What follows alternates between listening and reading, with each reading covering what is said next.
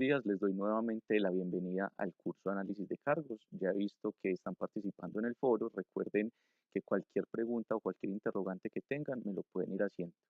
Ya como pueden ver en la primera unidad, tenemos entonces las dos actividades claves, que una es apuntándole a los conceptos generales y otra es esas técnicas de recolección para hacer un análisis de cargos.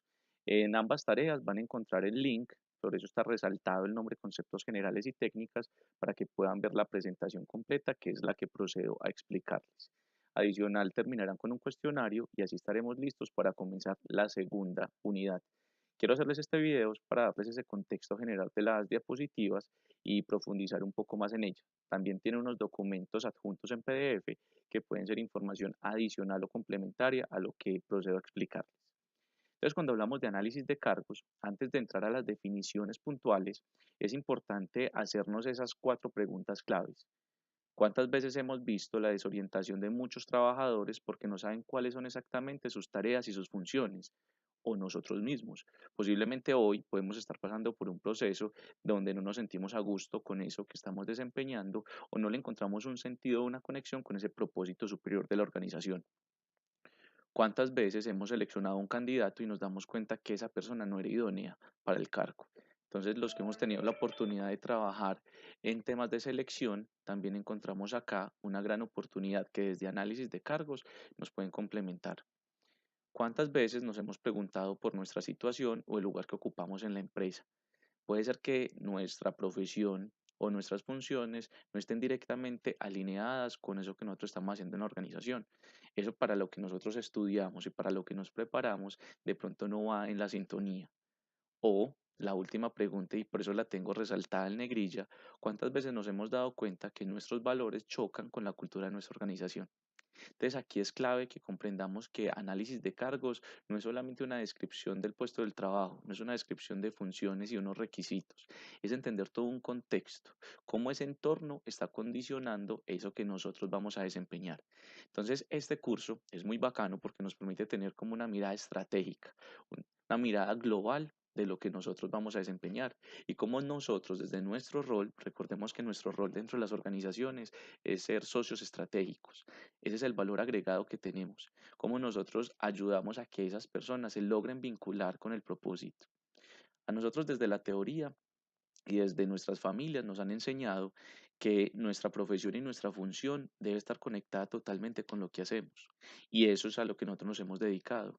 Pero nosotros llegamos a un punto en nuestras carreras profesionales donde empezamos a sentir que si bien nuestra profesión apunta entonces a lo que estamos desempeñando dentro de la organización y las funciones son coherentes con esa profesión, no nos sentimos del todo conectados. Y eso es porque hemos olvidado un tercer elemento que es la vocación. Entonces tenemos que preguntarnos, ¿realmente esa vocación, profesión y función si están alineados, si están conectados? Entonces es importante que desde el análisis de cargos comencemos a ver cada uno de esos elementos. Entonces, antes de meternos a profundizar en lo que es un análisis de cargos, es importante hablar de la planeación de personal en la organización, porque eso es lo que nos engloba y análisis de cargos es un suministro, es algo que nos ayuda a esa planeación. Cuando hablamos de planeación, hablamos de tres elementos claves: interior, dentro y fuera. ¿Qué quiere decir eso? La planeación es el proceso de anticipar o prevenir el movimiento de personas, ya sea dentro de la organización. Entonces, cuando hacemos unos cambios horizontales, dentro de esta, es decir, cuando nosotros vamos a traer una persona del externo para que entre a la organización y pueda entonces adaptarse a esa cultura y a esos lineamientos que tenemos, o hacia afuera, es decir, cuando ya decidimos tomar la decisión que la persona no continúe dentro de nuestra organización. Entonces son tres movimientos: esos internos, convocatorias internas; esos movimientos de afuera hacia adentro, es decir, esas personas que se enganchan y se conectan a la organización, o esas personas que de pronto ya no están alineadas con la misión, la visión, esa mega, y simplemente decidimos terminar. ¿En qué momentos ocurren estas planeaciones de recursos o de personal dentro de la organización? En momentos de crecimiento o penetración a nuevos mercados, en momentos de creación de nuevos productos o servicios porque necesitamos traer unas nuevas competencias, unas nuevas capacidades, unas nuevas formas de ver, Una posible fusión también implica entonces una planeación de personal, porque cuando hay fusiones, entonces tengo dos empresas donde tengo cargos iguales o similares y tengo que determinar cuál es el cargo que continúa, esta otra persona qué va a quedar haciendo cuando hay reubicación de planta de personal. Entonces supongamos que Corona o la Nacional de Chocolates tiene una planta en Bogotá, en Cundinamarca, la tiene en Medellín o en Antioquia, y entonces decidimos, perdón, hacer unos ajustes. Entonces eso me va a implicar una planeación. Adelgazamiento es cuando yo ya decido entonces minimizar ciertas estructuras dentro de la organización, entonces también eso implica que yo haga ajustes dentro del personal o cierre instalaciones operativas. Entonces, esas son algunas de las circunstancias. Otra puede ser momentos de crisis, que en momentos de crisis también nosotros empezamos esa planeación. Entonces, cuando hablamos de la planeación, hablamos como de dos momentos claves: el momento de análisis y descripción de cargos y el momento de selección. Recordemos que estos dos van siempre de la mano.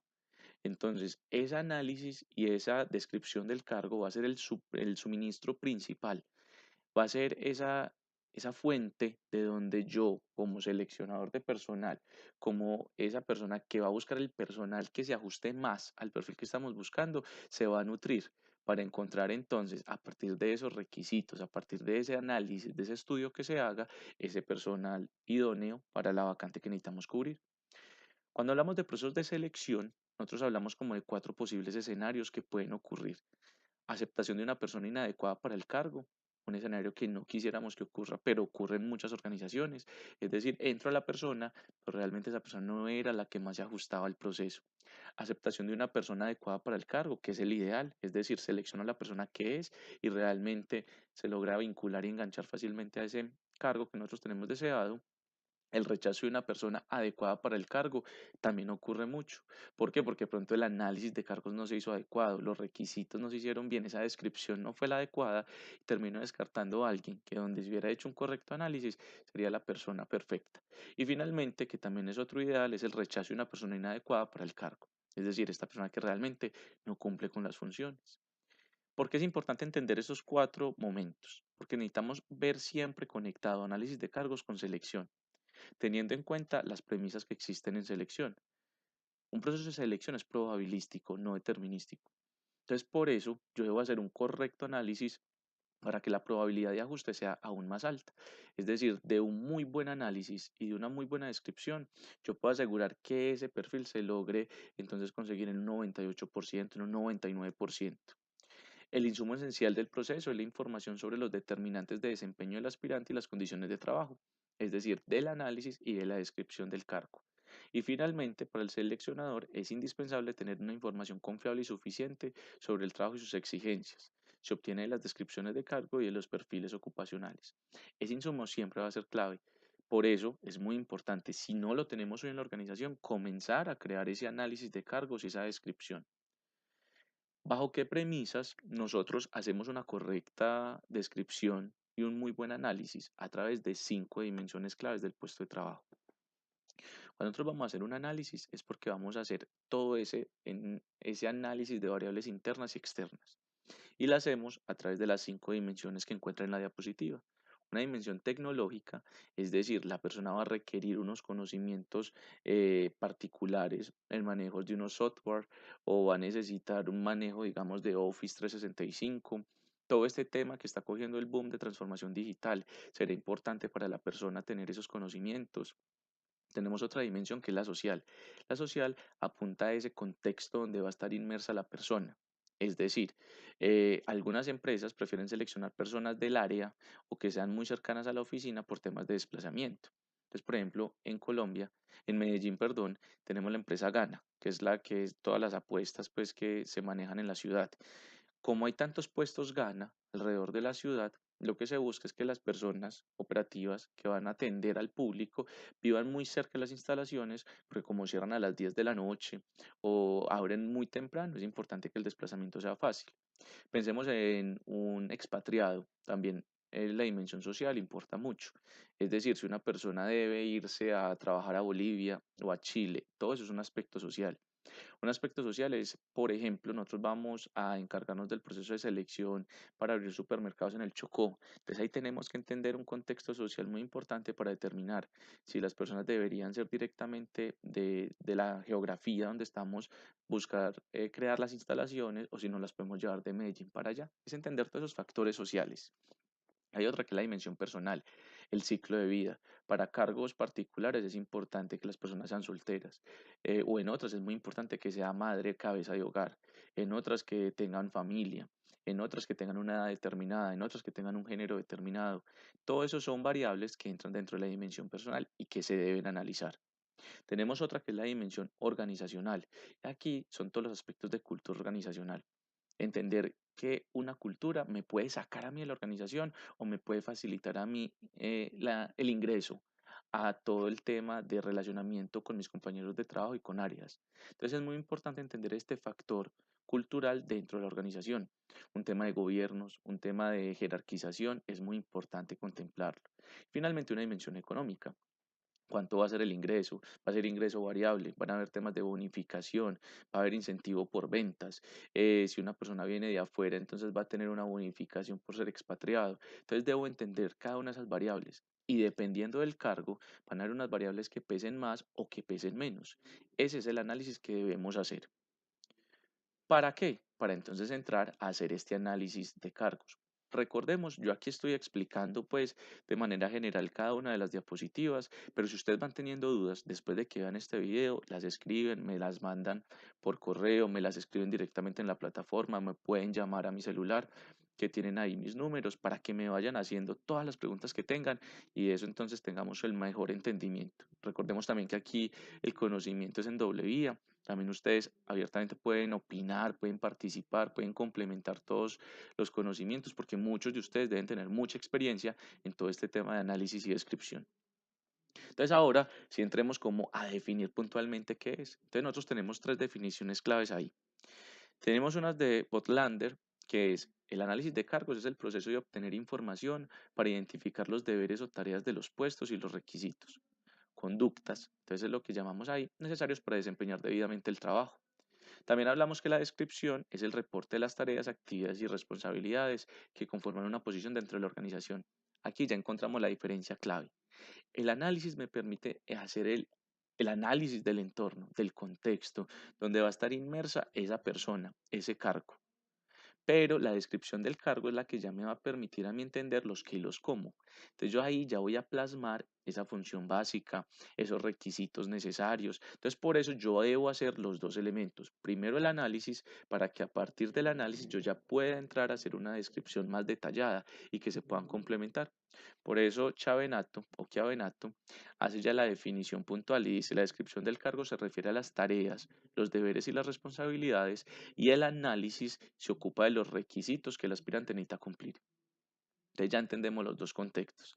Entendemos cómo estas dimensiones que les acabo de explicar me dan el insumo para el análisis. La descripción ya la vamos a ver de manera más puntual en la segunda unidad, donde les voy a explicar cuáles son esos componentes y esos elementos que debería tener. La descripción más es como el formato, ¿cierto? Como lo que vamos a detallar. El análisis es nosotros esa mirada estratégica que vamos a hacer del puesto de trabajo, para que entendamos todas las variables que van a estar inmersas, para que la persona se pueda adaptar más fácil a ese cargo que tenemos para desempeñar. Posterior, vemos entonces el tema de qué beneficios tiene entonces un análisis de cargos y una descripción de cargos dentro de la organización. Entonces, un primer beneficio son un proceso de selección. Me ayuda a mejorar esa probabilidad de que la persona sea la adecuada para el cargo. Clasificación y ordenación de puestos o distribución en plantas. También me permite a mí entender ese contexto y nos da una mirada, un valor agregado. Es decir, que ustedes desde este conocimiento puedan bajar a producción y puedan tener entonces un aporte significativo en la distribución de puestos de trabajo, en cargas de trabajo, en definir si ese cargo los debería estar desempeñando una persona o dos personas, si podríamos entonces unificar ciertas funciones y crear un solo cargo. Todo ese es el análisis que ustedes pueden hacer para temas de formación y aprendizaje, planes de carrera, sucesiones, para un tema de seguridad y salud en el trabajo, para entender si voy a estar expuesto a ciertos riesgos o no, para determinar niveles de responsabilidad, muy importante, y de ahí comprender la diferencia que existe entre jerarquización y niveles, que la vamos a ver en la segunda unidad. Para definir entonces los planes de carrera, como les mencioné, la evaluación de desempeño o gestión de desempeño. Entonces, poder definir unos objetivos más detallados y que le apunten directamente a eso que nosotros hacemos. Y también un tema de métodos y estudios de tiempos para determinar entonces si podemos optimizar ciertos procesos, si podemos buscar temas de eficiencia o de eficacia dentro de la organización. Recordemos acá la diferencia clave entre estos dos conceptos. Efectividad es cumplir entonces con lo establecido con los objetivos, optimizando en la manera de lo posible todos los procesos dentro de la organización o recursos. Eficiencia es la optimización de recursos, entiéndase procesos, personas, tiempo, dinero. Y la eficacia es el cumplimiento del objetivo. Yo muchas veces puedo cumplir el objetivo sin optimizar, o al contrario optimizo, pero no cumplo el objetivo y me muero un poco más. Entonces, lo que también permite el análisis de cargos es esa efectividad en lo que nosotros hacemos. Recordemos nuevamente, yo aquí estoy pasando de manera rápida porque no estoy pues en interacción con ustedes, pero todas las preguntas que vayan surgiendo, pauset, la escriben y de una me la mandan por correo. Todo esto, entonces, serían esos conceptos generales que nosotros debemos tener presentes al momento de analizar un puesto de trabajo. Ahora empecemos a hablar de las técnicas de recolección de información para elaborar estos análisis. Es decir, esas técnicas para poder analizar esas dimensiones que expliqué anteriormente. Las técnicas que me van a permitir contribuir directamente a los beneficios de talento organizacional. Técnicas para yo poder hacer posterior la descripción del puesto de trabajo. Entonces, eso es lo que nosotros vamos a analizar. Cuando empecemos a hablar de técnicas, quiero dejar esta frase porque es clave para nosotros. Lo más importante de la comunicación es escuchar lo que no se dice. Y aquí el papel del psicólogo cobra un elemento clave porque ustedes tienen esa mirada, ese foco clínico, ese ojo clínico, que nosotros desde nuestras profesiones un poco más técnicas, más racionales, de pronto nos cuesta un poco más de trabajo desarrollar, pero que al estar inmersos ya en temas organizacionales vamos poco a poco desarrollando. Pero en estas técnicas lo más importante es observar más que mirar, llegar a eso profundo, es escuchar más que oír, es entender eso que no se dice entre líneas para poder hacer un correcto análisis. Entonces, por eso las premisas fundamentales es escuchar mucho, preguntar mucho y observar mejor para que podamos hacer un correcto análisis. Entonces, ¿cuáles son las principales técnicas? Técnicas encontramos muchas y ustedes desde Google, desde cualquier buscador pueden encontrar un montón que le apunten análisis de cargos. Yo dejo estas cinco porque para mí, desde mi mirada, desde mercadeo, son técnicas que nos van a ayudar no solamente a análisis de cargos, sino también a procesos de selección, también a procesos dentro de compensación y beneficios, a procesos de desarrollo. Entonces, por eso me gusta trabajar estas cinco, que van totalmente alineadas, por ejemplo, con el documento en PDF que les dejé adicional, que tienen otros nombres, pero nos complementamos. Entonces, una primera técnica es la etnografía. La etnografía también conocida como un proceso de inmersión.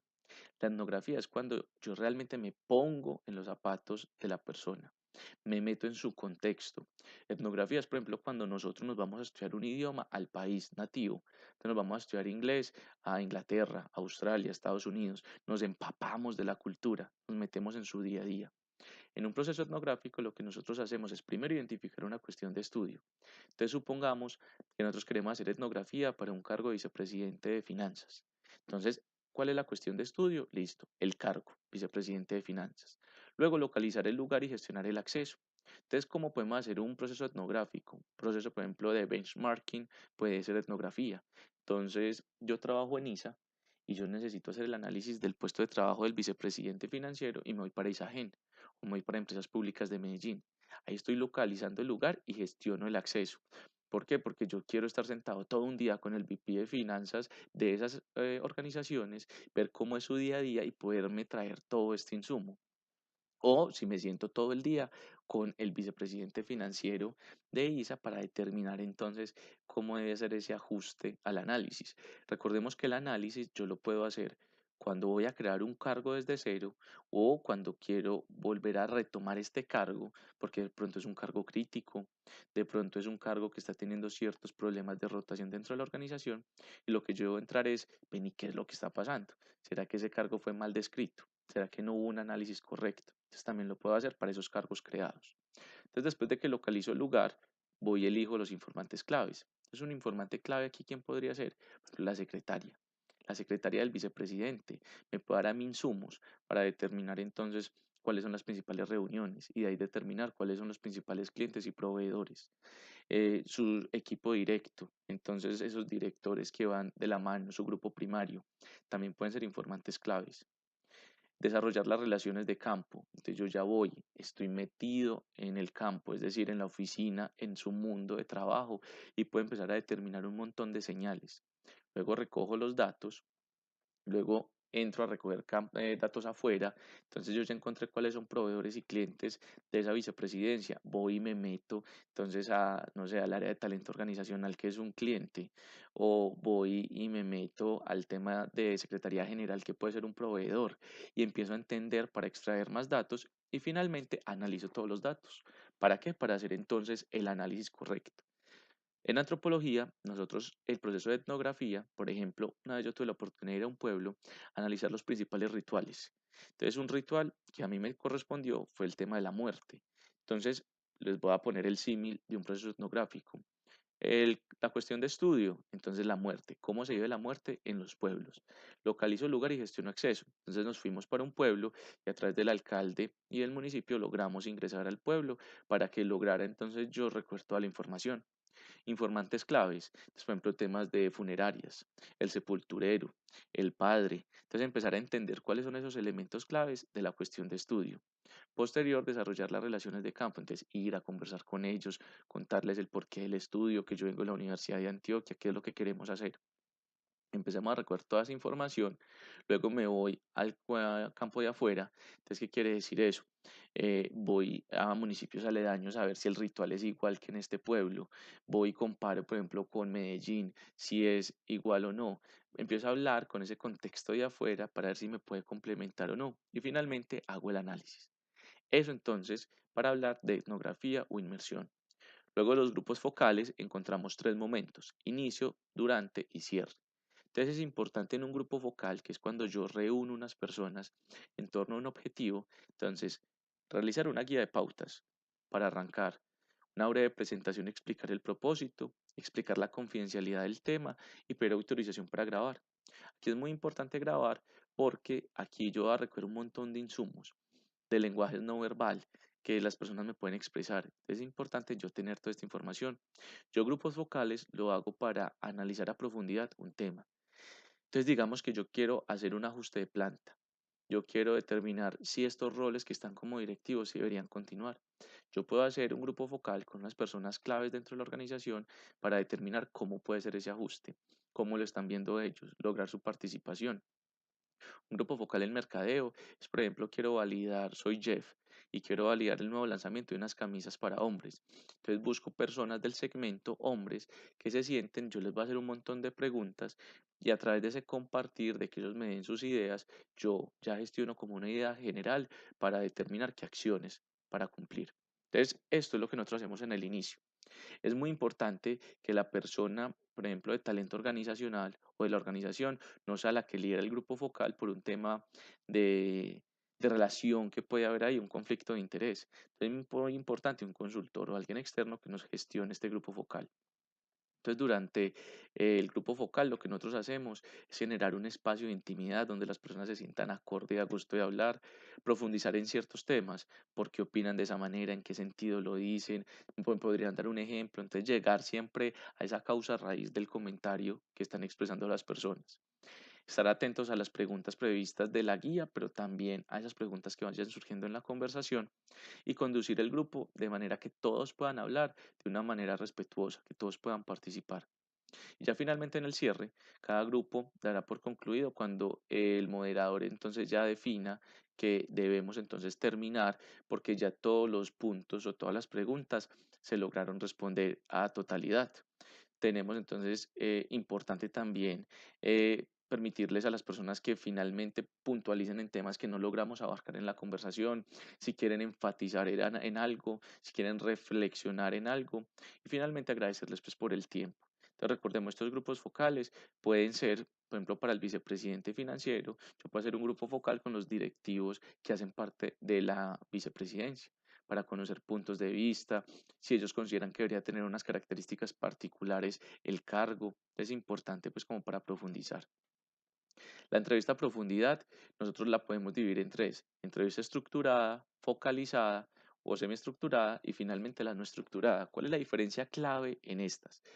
La estructurada es porque yo ya tengo muy claro lo que yo quiero entrar a enfatizar. Entonces yo ya tengo muy claro cuál es el origen, cuál es la causa, o quiero entrar a profundizar en algo que de pronto en el grupo focal quedó pendiente por validar. Entonces aquí hay unas preguntas muy claves, aquí no es un diálogo abierto, sino que yo tengo 5 preguntas a las que yo busco darle respuesta. La semiestructurada es, por ejemplo, un proceso de selección, donde yo tengo 5 preguntas claves, 10. Entonces, háblame de tu familia, háblame de tu experiencia laboral, de tus estudios, pero también yo voy haciendo preguntas en la medida que va surgiendo la conversación. Finalmente, tenemos la entrevista no estructurada, que es una pregunta abierta. Entonces, cuando te encuentras a alguien en el pasillo, cuando estás en el desayuno, y esos son insumos que nos va dando.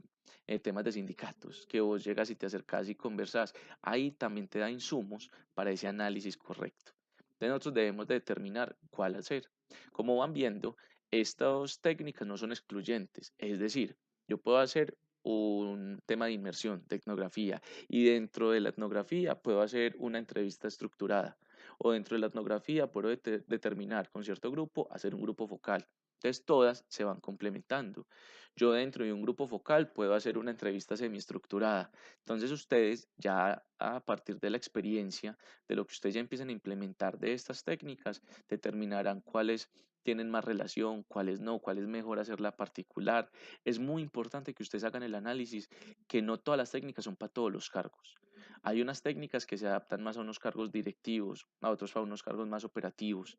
Entonces es muy importante ese criterio de ustedes. Por eso este cargo, pues este módulo, perdón, es muy importante que lo hagamos con una mirada integradora y estratégica, que ustedes desde su criterio logren determinar. Otro de los procesos de la observación, por ejemplo, observación es netamente para cargos operativos, para cargos como auxiliares, donde la actividad se repita constantemente. Un proceso de observación no aplica para un cargo estratégico, no aplica para ese vicepresidente de finanzas. Entonces, en un cargo de observación, ¿qué es lo que nosotros hacemos? 3 condiciones claves. Uno, que se pueda observar toda la información requerida. Entonces ahí dice, hay que poder observar toda la información necesaria. ¿Qué quiere decir eso? No es que a vos te lo cuenten, no es que vos lo veas en un video, vos presencialmente deberías tener toda la mirada. Por eso es que esa función no puede ser muy larga, sino que deben ser funciones repetitivas y cortas para que ustedes puedan ver desde todo el panorama. El comportamiento debe ser analizado el comportamiento analizado debe ser repetitivo, frecuente o predecible, porque como son tramos, son momentos cortos, entonces yo debería poder entrar a analizar todo eso. Y finalmente, el comportamiento de interés debe ser relativamente breve. Entonces, lo que acabamos de explicar. Entonces, es muy importante que los 3 elementos estén. Entonces, que yo lo pueda observar todo, que sea repetitivo y que sea breve, para que yo me pueda tomar como esos pantallazos, esas imágenes y determinar, por ejemplo, cómo puedo optimizar el proceso. Entonces, por ejemplo, esto apunta mucho a una distribución en planta. Entonces, como les digo, estos son para cargos más operativos, para un cargo de secretaria. Entonces, ¿cómo es el momento de recibir una llamada? Entonces, yo puedo optimizar el proceso. Yo podría determinar si ciertas funciones las puedo digitalizar totalmente o si ciertas funciones necesariamente tienen que ser manuales. Entonces, ¿qué se puede automatizar? Entonces, es muy importante esa mirada de ustedes clave en ese momento. Finalmente, tenemos la encuesta. ¿La encuesta qué? La encuesta es ese cuestionario que yo hago para que las personas puedan responder a unas personas claves, perdón, unos elementos claves. Entonces yo puedo tener un grupo focal y posterior para validar ciertos elementos les puedo mandar un cuestionario o una encuesta para que me lo validen. O dentro del grupo focal yo les puedo entregar una encuesta para que lo realicen. Recordemos que para realizar una muy buena encuesta yo debo tener como unas premisas. No debe ser excesivamente larga, eso es lo primero que nosotros vemos. Nosotros cuando nos dan una encuesta, lo primero que hacemos es mirar, ¿tiene 30? No, la hago más tarde. O tiene 5, listo, no, yo la resuelvo de una. Entonces deberíamos buscar hacer preguntas muy concretas que realmente le apunten a lo que queremos analizar y que me den respuesta. Deben ser sencillas y rectadas de forma que cualquier persona las pueda entender. Entonces validemos eso siempre, que no sean preguntas, por ejemplo, con términos en inglés, para que nosotros validemos un entendimiento. Nosotros en talento organizacional hablamos con unas terminologías muy propias de nosotros, entonces habilidades soft, habilidades hard, nosotros debemos entender cómo nosotros logramos un entendimiento mejor para las personas. Entonces evitemos, pues como términos de gobernabilidad, nosotros los entendemos, pero para las personas sí son claves. No deben incorporar términos morales, es decir, juicios de valor. ¿Usted considera que su jefe es malo? Yo ya estoy poniendo un término de valor. Entonces yo debo hacer cosas muy generales. ¿Considera que es importante el liderazgo para la correcta función de estas funciones, valga la redundancia? ¿O qué considera debería tener el líder que desempeña este cargo? ¿Qué características debería tener ese líder? Entonces debo hacer preguntas muy genéricas, es como las que nosotros hacemos en clima organizacional, que no te den un juicio de valor si es bueno o malo, si es blanco o negro, sino que la persona pueda opinar. Nunca sugerir una respuesta. Entonces, considera que el cargo debe ser desempeñado por una mujer. No, no debemos sugerir esa respuesta, sino que la misma persona lo logre inferir dependiendo de un contexto de algo que le demos. Todas deben referirse a una sola idea. Entonces yo no puedo decir, es importante que la persona sea responsable y coherente.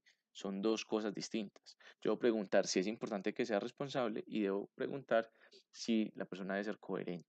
Entonces debo diferenciar muy bien elementos y no meter dos términos en una sola. Todas las que estén dentro de un mismo tema deben ir juntas para facilidad y comprensión del usuario y no juntar preguntas cuya respuesta a una de ellas condicione la solución de la otra. Es decir, cuando nosotros vemos una pregunta y nos dicen, si su respuesta es no, entonces brinque a la pregunta 8. Si su respuesta es sí, continúe, porque eso ya te va a sesgar. Si vos tenés afán, vos simplemente respondes que no, así vos pensás lo contrario, solo para poderte brincar a la siguiente pregunta. Entonces es muy importante esto, es muy importante algo. En el análisis de cargos es muy importante que veamos el cargo más que la persona. Es decir, no diseñemos cargos pensando ya en una persona particular. Diseñemos un cargo de manera genérica para que no hagamos como sesgos dentro de esta interpretación.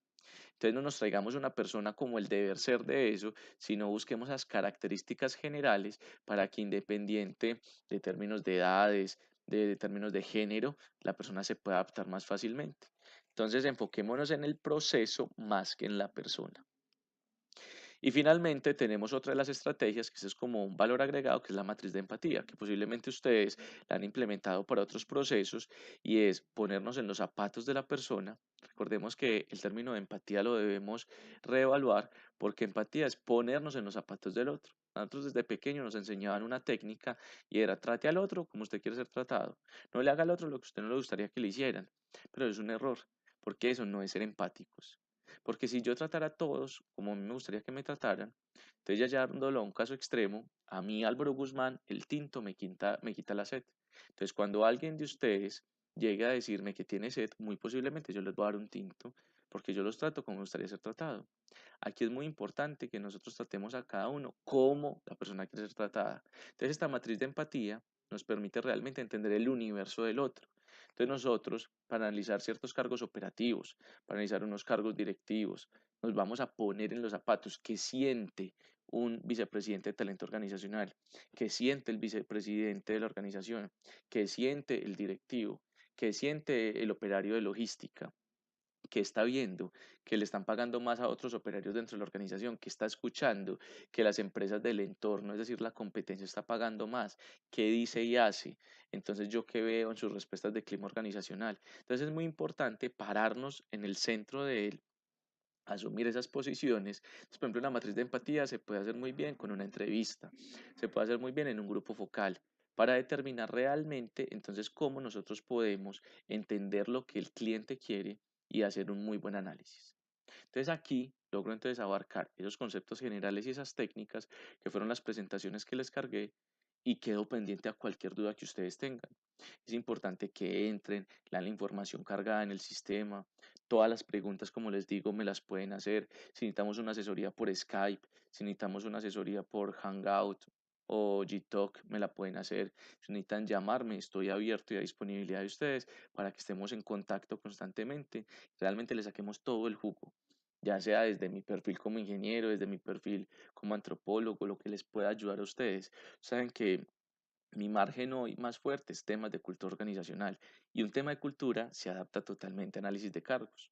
Yo directamente análisis de cargos lo hago en la empresa donde estoy trabajando, que es ISA, que es una empresa de energía. Lo acompañé también en empresas públicas de Medellín y en Matelsa. Descripción puntual de cargos ya yo no hago dentro del operativo, pero sí llegué a hacerlo en Matelsa. Entonces esos complementos los podemos ver desde la industria privada y la industria pública, cómo lo podemos complementar. Entonces es muy importante que todas las dudas, desde mi saber, desde mi experiencia, lo podamos hacer o dentro de sus mismos compañeros. Un abrazo muy grande. Espero que les vaya muy bien y quedo pues atento a cualquier comentario o duda que vayan teniendo.